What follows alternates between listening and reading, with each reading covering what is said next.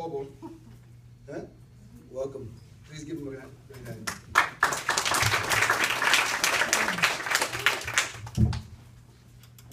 Thank you very much. I'm happy to hear that I don't need any further introduction, which tells me that I've been accepted and embraced. This is my home. Person at home,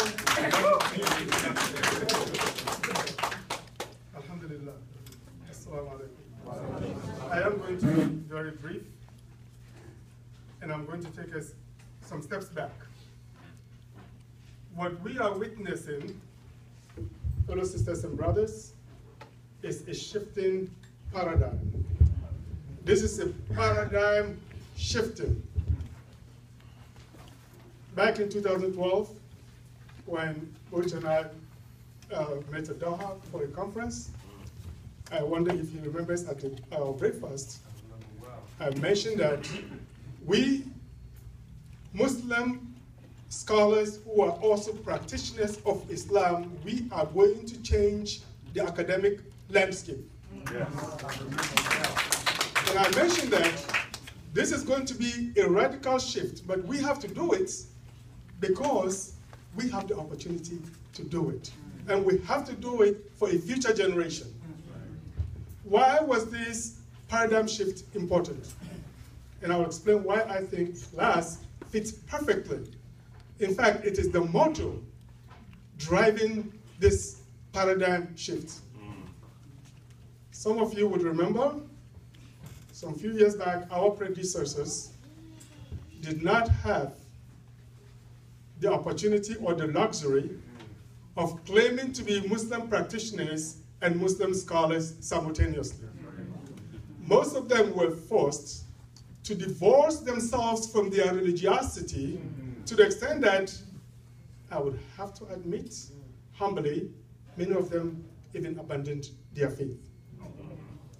Because when one looks at the Enlightenment paradigm, which impacted colonial education, of which we inherited, one cannot be a religious person and also be a scholar.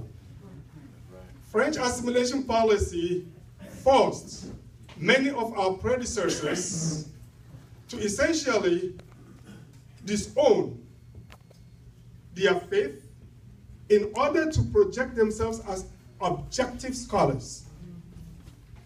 When I went to grad school, I never shied away from telling my colleagues and my professors, it's time for Zuhur, it's time for Salat.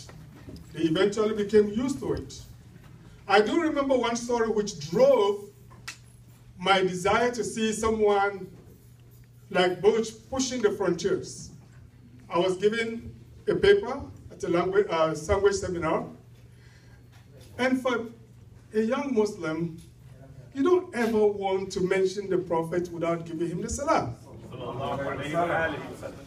I was so accustomed to this, and often when I present a paper which includes the name of the Prophet sallallahu alaihi wasallam, I pause to say sallallahu alaihi wasallam. On this particular day, I forgot. I said, and the Prophet Muhammad sallallahu alaihi wasallam. And then I remembered that I was saying it in the wrong place. I looked at my advisor and he was like this. But I never stopped using it until I said they need to get used to it. And I explained myself. That's right. So I think we all need to be aware of this paradigm shift because we all have to be part of it. It's our responsibilities to push it, to help those who are doing it like Butch. And I'm saying this because I would like to plead with us to be united and to stay united.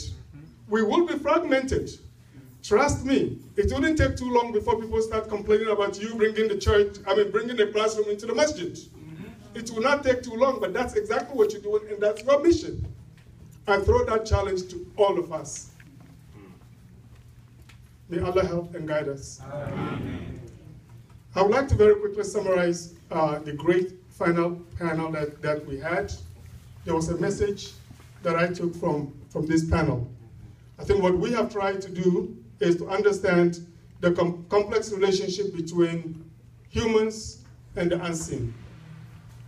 The complex relationship between humans and the unseen world. That's what most of that panel is all about. Most of our discussion, this is the key. And I think it was brilliantly summarized and well-structured and strategically placed that the final panel talks about the substance, which is the gene, in all this discourse.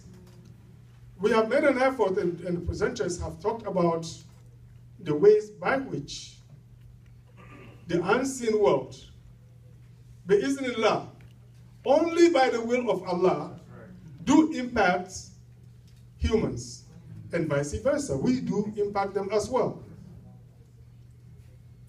But the essence of this is brilliantly placed in the discourse of Islam, because Islam is the only surviving monotheistic faith that accepts the uncomfortable coexistence of the seen and the unseen world. Because even though demons are mentioned in the Bible, Christians believe them only when it's convenient for them. For us Muslims, we don't have the luxury of selectivity. We embrace what is in the Quran and we try to make sense of what is in the Quran. Our deen does not tell us when you believe in the jinn, you are being superstitious. Our deen, in fact, tells us when you believe in the existence of the jinn, it enhances your faith. So that's the message of Allah.